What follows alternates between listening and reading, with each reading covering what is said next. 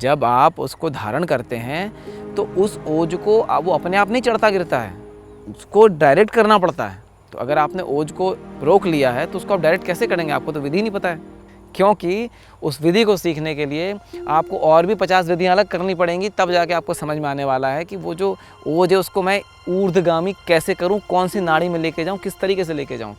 चाहे सन्यासी हो, चाहे गृहस्थ आश्रम का आदमी हो, ठीक है, कोई भी हो, सबका जन्म कहाँ से हुआ है? सबका जन्म एक ही प्रक्रिया से हुआ है, चाहे वो। पर अगर सोचने में समय लगा भी रहे तो वो उसमें से कितने लोग ऐसे हैं जो इस विज्ञान को, इस कला को जानने का प्रयत्न कर रहे हैं? कितनों को ये पता है कि जो मतलब उनकी पार्टनर है वो रंगीनी है कि कामिनी है कि मोहिनी है कि हंसनी है कि पद्मिनी है कि चित्रिणी है कि बहुत सारे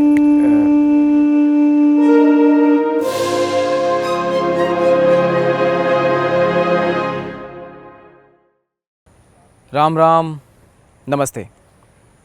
आज एक बहुत ही ज्वलंत विषय पे बात करेंगे। इस विषय पे बहुत लोगों ने पहले बहुत सारे सवाल किए थे और मैं उस पर कुछ बोल नहीं पाया था, क्योंकि उस टाइम पे बहुत सारे और भी विषय थे जो लाइंड अप थे। तो अब उसका नंबर आया है।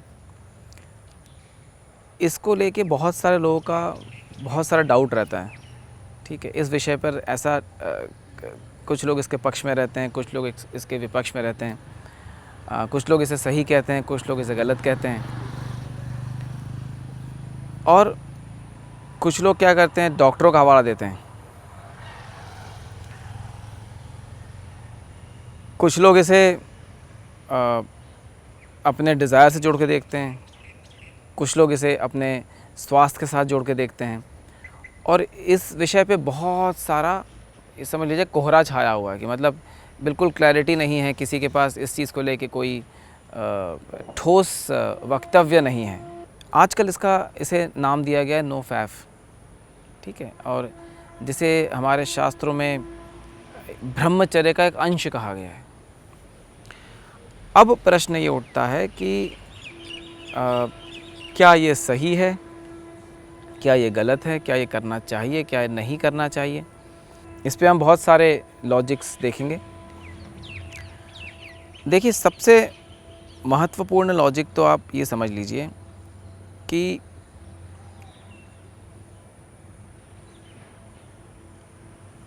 इस प्रकृति में कुछ भी वस्तु वेस्ट नहीं है। ये तो आप जानते हैं, आपके शरीर का एक भी ऑर्गन जो है वो वेस्ट नहीं है। उसका उपयोग करने के लिए ही आपका कोई भी ऑर्गन जो है वो स्थापित किया गया है। ये पहला एक स्टेटमेंट है। दूसरी बात यह है कि आपका जन्म जिस चीज़ से हुआ है, अब अगर आप गृहस्थ आश्रम में हैं तो आपका एक सर्टेन किस्म का जीवन है, अगर आप संन्यास में हैं तो आपका एक सर्टेन किस्म का जीवन है। अगर आपका तप और आपकी साधना, या आप जिस साधना की ओर आगे बढ़े हैं, अगर उसके लिए आप एक पर्टिकुलर पद्धति में हैं, एक निश्चित पद्धति में हैं, तो वो एक अलग सेगमेंट है। चाहे सन्यासी हो, चाहे गृहस्थ आश्रम का आदमी हो, ठीक है, कोई भी हो, सबका जन्म कहाँ से हुआ है? सबका जन्म एक ही प्रक्रिया से हुआ है। चाहे वो कोई बहुत बड़ा संत हो, अगर उसके माता पिता से जन्म नहीं देते तो वो इंसान पैदा नहीं होता, और वो इंसान पैदा नहीं होता तो आगे जाके कभी संत नहीं बनता, या कोई महात्मा नहीं बनते, या कोई ऋषि या मुनि नहीं बनते। इवन जो हमारे शास्त्रों में या जो हमारे ग्रंथों में लिखा है, जो हमारे ऋषि मुनि हुआ करते थे उनकी भी पत्नियां हुआ करती थी, और वो बहुत बड़े बड़े महान साधक हुआ करते थे, उनकी पत्नियां हुआ करती थी, और वो गृहस्थ आश्रम में रहते थे, उनके संतानें हुई हैं, ठीक है। अब प्रश्न ये उठता है कि ये जो आजकल लोगों ने फैला रखा है कि भाई ये करना सही है या ये करना गलत है, हमें समझना पड़ेगा कि आप किस संस्थान में हैं। क्या आप वैराग्य लेके संन्यास में चले गए हैं, या आप गृहस्थ आश्रम में? अगर आप गृहस्थ आश्रम में हैं तो फिर गृहस्थ आश्रम में तो ऐसा कुछ भी नहीं है, ठीक है। शरीर का एक अंग है, उसका आप उपयोग कर सकते हैं। उसका उपयोग अगर आप जान के करेंगे तो उसका ज़्यादा आनंद लेंगे, नहीं जान के करेंगे तो कम आनंद लेंगे। पर उस ऑर्गन का उपयोग करना या न करना ये आपके हाथ में ही आपका ऑर्गन है। ठीक है। जैसे कि मैंने बताया कि पुराने ज़माने में जो ऋषि मुनि हुआ करते थे, जो जितने भी हमारे हुए हैं सब वैराग्य में नहीं जिए हैं। उनके गृहस्थ आश्रम रहे हैं, उनकी पत्नियां रही हैं, उनकी संतानें रही हैं। तो इसका मतलब उन्होंने इसको वर्जित नहीं किया है, इसको उन्होंने हो सकता है प्रतिबंधित किया हो या मर्यादित किया हो, लेकिन बंधित नहीं है। इसको बिल्कुल एकदम उन्होंने रिस्ट्रिक्शन नहीं किया कि नहीं ऐसा नहीं कर सकते आप। अच्छा, जो आपका शरीर है, उस शरीर की बहुत सारी अवस्थाएं हैं। आप अगर उस शरीर का सम्मान नहीं करेंगे तो फिर आप कैसे आगे बढ़ेंगे? जो शरीर आपको दिया गया, जिस शरीर से आप आगे बढ़ सकते हैं, अपनी साधना में बढ़ सकते हैं, चीज़ों को हासिल प्राप्त कर सकते हैं, अगर आप उस शरीर का सम्मान नहीं करेंगे, उस शरीर की ज़रूरतों को पूरा नहीं करेंगे, आवश्यकताओं को पूरा नहीं करेंगे, तो शरीर नष्ट हो जाएगा, उल्टा आपको दिक्कत देना शुरू कर देगा। ठीक है।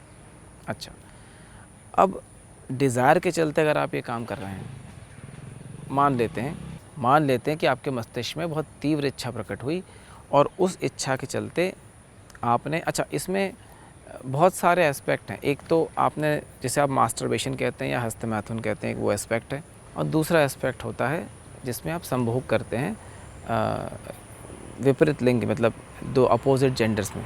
ठीक है।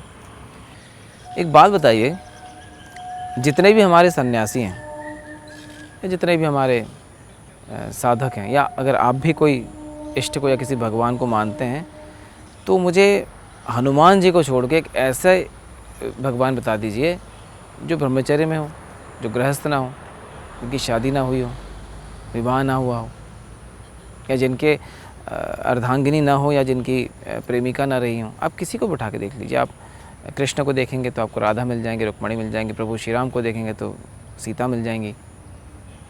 विष्णु जी को देखेंगे, लक्ष्मी जी मिल जाएंगी।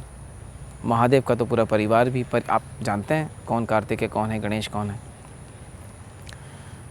तो ऐसा नहीं है कि ये चीज़ वर्जित है, क्योंकि आप जिनकी पूजा कर रहे हैं उनमें से 99% ऐसे हैं जो गृहस्थ आश्रम में हैं, ना तो सन्यासी हैं ना ही ब्रह्मचारी। मैंने कहा ना, हनुमान जी को छोड़ के, और हनुमान जी के भी जो इष्ट हैं वो भी प्रभु श्री राम हैं। हनुमान जी चिरंजीवी हैं, सशरीर यहाँ पे स्थापित हैं, उनकी बात अलग है। ठीक है। तो अब आप खुद देखिए। अच्छा, अगर आप बोलेंगे कि नहीं नहीं मुझे ये ऑर्गन नहीं यूज़ करना है, तो क्या वो शरीर से अलग निकल जाएगा? अगर आप आज बोलें कि मैं अपनी आंखें नहीं उपयोग करना चाहता हूँ, या मतलब कान नहीं उपयोग करना चाहता हूँ, या मैं बोलूँगा नहीं, मैं चुप हो जाऊँगा, मेरी जिह्वा का मैं उपयोग नहीं करूँगा, तो क्या वो जिह्वा ख़त्म हो जाएगी? आपके शरीर का अंश नहीं रहेगी क्या? उससे आप वाणी का उपयोग नहीं कर पाएंगे? या शरीर में ऐसी कोई व्यवस्था है कि जिसमें अगर आप किसी ऑर्गन का उपयोग न करें तो वो ऑर्गन आपको कुछ उन्नति दे दे? ऐसा नहीं है। कहने का मतलब यह है कि आपके शरीर की एक प्रवृत्ति है, बनाई गई है। आपके शरीर में एक ऑर्गन को डाला गया है। ठीक है, एक अंग को डाला गया है। उस अंग का अगर आप उपयोग करते हैं तो उसमें कोई बुराई नहीं है। हाँ, उस अंग का उपयोग आप जानकर करेंगे तो उसका ज़्यादा लाभ आप उठा पाएंगे। अब अगर दो लोग कोई काम कर रहे हैं तो फिर ये दो लोगों की स्वेच्छा है, कि उनकी इच्छा है। अगर वो स्वेच्छा से दो लोग जुड़ रहे हैं तो उसमें कोई बुराई नहीं है। अब वो विवाह के पहले जुड़े, विवाह के बाद जुड़े, ये दोनों के ऊपर है। इस प्रकृति में ठीक है, समाज की व्यवस्था के लिए हमने विवाह की व्यवस्था बना रखी है, लेकिन इस प्रकृति में जितने भी प्राणी एग्जिस्ट करते हैं, जो भी हैं, सभी उस प्रक्रिया में लिप्त हैं, और उनमें से एक भी प्राणी करप्ट नहीं है। करप्ट का कहने का मतलब यह है कि जितना करप्ट मनुष्य है, हर चीज़ को लेके, प्रकृति को नुकसान पहुंचाने से लेके, विचारों से लेके, है ना, किसी भी चीज़ में आप उठाइए, दूसरे प्राणी इतने करप्ट नहीं हैं। तो आपको एक बात बहुत क्लियरली समझनी पड़ेगी कि कोई भी अंग इस शरीर का व्यर्थ नहीं है। इस शरीर का कोई भी अंग, इस प्रकृति में दिया हुआ कोई भी व्यवस्था व्यर्थ नहीं है। ऐसा नहीं है कि वो ख़राब है या उसका उपयोग करना अनुचित है, ऐसा नहीं है। अगर आप किसी अंग को जानकर, उसको समझकर उसका उपयोग करेंगे तो उसका ज़्यादा आनंद ले पाएंगे। ठीक है, अब देखते हैं। हालांकि मैं एक ऐसे जगह पे हूँ जहाँ पे थोड़ा डिस्टर्बेंस कम है, फिर भी अब हम ऐसे व्यवस्था में कि कहीं ना कहीं कुछ ना कुछ आवाज़ तो आएगी। पीछे से कोई ट्रेन की आवाज़ आ रही है, हो सकता है कोई एक आध लोग चले जाए, उनकी आवाज़ आ जाए, तो मुझे क्षमा करिएगा। मैंने प्रयत्न किया कि मैं ऐसी जगह पे खड़ा रह सकूं जहाँ पे कम से कम आवाज़ आए, फिर भी। तो अब जो अंग आपका बना हुआ है, उस अंग का उपयोग आप नहीं करेंगे या करेंगे, ये कौन डिसाइड करेगा? किसी भी अंग का उपयोग आपको करना है या नहीं करना है, ये आप डिसाइड करेंगे जिसका अंग है। इसका आपकी आध्यात्मिक उन्नति और अवनति से कोई लेना देना नहीं है। ये बात आप क्लियरली जान लीजिए कि अब अच्छा, इसमें दो व्यवस्थाएं, एक तो जिसको आप मास्टरबेशन कहते हैं, हस्तमैथुन कहते हैं, और दूसरा आप कहते हैं भाई संभोग, जब एक अपोजिट जेंडर, जो विपरीत लिंग के लोग आपस में सहमति से ये काम करें। ठीक है, दोनों ही केस में इसका आपकी आध्यात्मिक उन्नति अवनति से कोई लेना देना नहीं है। वो अलग विषय है कि अगर आपका दिमाग उस तरफ ज़्यादा जा रहा है तो हो सकता है कि आपका फोकस हिल जाए, आप उस पर ज़्यादा सोचते रहें, उसके कंट्रोल में आ जाए, ना कि आप उसे कंट्रोल करें बल्कि वो आपको कंट्रोल करें, और फिर आप उसमें डूबते चले जाएं, और फिर वो ठीक है, वो अलग विषय है। लेकिन उसको रोक के भी कोई आप महान काम नहीं उखाड़ लेंगे, क्योंकि आपको प्राणों को शरीर में हिलाना नहीं आता है। जब आप उसको धारण करते हैं तो उस ओज को वो अपने आप नहीं चढ़ता गिरता है, उसको डायरेक्ट करना पड़ता है। तो अगर आपने ओज को रोक लिया है तो उसको आप डायरेक्ट कैसे करेंगे? आपको तो विधि नहीं पता है। उस ओज को रोकने के बाद जो डायरेक्शन की विधि है, उसको सीखने में आपको 15-20 साल लग जाएंगे, और वो भी आपको तब समझ में आएगी जब आप संन्यास ले सकें, वैराग्य में रह सकें। गृहस्थ आश्रम में आप उस विधि को जान ही नहीं पाएंगे। अगर कोई बता रहा है तो मैं क्षमा चाहता हूँ भैया, ऐसा नहीं है, क्योंकि उस विधि को सीखने के लिए आपको और भी 50 विधियाँ अलग करनी पड़ेंगी, तब जाके आपको समझ में आने वाला है कि वो जो ओज है उसको मैं ऊर्ध्वगामी कैसे करूं, कौन सी नाड़ी में लेके जाऊं, किस तरीके से लेके जाऊं, क्योंकि वो सूक्ष्म अवस्था, वो सूक्ष्म शरीर की नाड़ियों को आपको अभी अंदेशा ही नहीं है। क्योंकि लिखा हुआ है किसी किताब में या किसी ने बोल दिया और आपने धारण कर लिया, वो आपकी इच्छा है। आपका शरीर आपको करना है नहीं करना आपकी इच्छा है। लेकिन ये मत सोचिए कि रोक लेने से आपको कोई बहुत ज़्यादा भला हो जाएगा। हो सकता है वो न्यूट्रल है, ना भला हो ना बुरा हो, लेकिन आपको दी हुई एक अंग की आप अवहेलना करेंगे, इस प्रकृति के दिए हुए शरीर को आप डिसरेस्पेक्ट करेंगे। फिर से मैं कह रहा हूँ, आपकी साधना, आपकी उन्नति आध्यात्मिक जगत में पूर्ण रूप से आपकी साधना पर निर्भर करता है, आपकी पूजा पद्धति पर निर्भर करता है, आप किस तरीके से आचरण करते हैं उस पर निर्भर करता है, न कि आप शरीर का कोई अंग उपयोग करें या न करें उस पर निर्भर करता है। और ये जितने लोग भी ऐसा कह रहे हैं, मैं हाथ जोड़ के क्षमा मांगता हूँ। ये उनकी व्यवस्था हो सकती है, वो सन्यासी हो सकते हैं, वो किसी संत महात्मा हो सकते हैं, पर अगर आप गृहस्थ आश्रम में हैं तो फिर आप इस चीज़ से वंचित नहीं रह सकते। आपको इसका उपयोग करना पड़ेगा और उचित रूप से करना पड़ेगा। इसके अलावा और कोई रास्ता नहीं है। अगर आप नहीं करेंगे तो फिर आप उस व्यवस्था की अवहेलना करेंगे। ठीक है, अच्छा। अब जैसे कि मैंने बताया दो व्यवस्था है, तो संभोग की व्यवस्था में विषय ये उठता है कि भाई अब आप कितने अच्छे से ये काम कर सकते हैं। तो ये फिर काम शास्त्र का विषय है, क्योंकि लोग अगर भले दिन में 2 घंटे 4 घंटे इसको सोचने में लगाएं भी, मैंने अंदाजे में कहा, हो सकता है 2 मिनट भी हो सकता है, 24 घंटे भी हो, पर अगर सोचने में समय लगा भी रहे तो वो उसमें से कितने लोग ऐसे हैं जो इस विज्ञान को, इस कला को जानने का प्रयत्न कर रहे हैं। कितनों को ये पता है कि जो मतलब उनकी पार्टनर है वो रंगीनी है कि कामिनी है कि मोहिनी है कि हंसनी है कि पद्मिनी है कि चित्रिणी है कि बहुत सारे अब इस पे नहीं जा रहे हैं। तो जो हमारा कोहरा था वो ये था कि इसको करना ठीक है कि नहीं है। तो जो मेरी धारणा है वो बहुत क्लियर है कि इस प्रकृति में दिए हुए किसी भी अंग को, किसी भी अंश को आप बेकार नहीं कह सकते, और उसका करना या न करने से आपकी आध्यात्मिक उन्नति अवनति नहीं हो, ऐसा नहीं है। ठीक है, अच्छा। और अगर आप ऐसा कर रहे हैं तो वो आपके ऊपर है, वो आपका कॉल है। शास्त्रों में जो वर्णित है वो वर्णित को ठीक रूप से समझाने के लिए भी लोग अवेलेबल नहीं हैं, क्योंकि शास्त्रों में जिस पद्धति जो बताया गया भाई ओज को आप ऊर्ध्वगामी करें, तो कैसे ऊर्ध्वगामी करेंगे आप?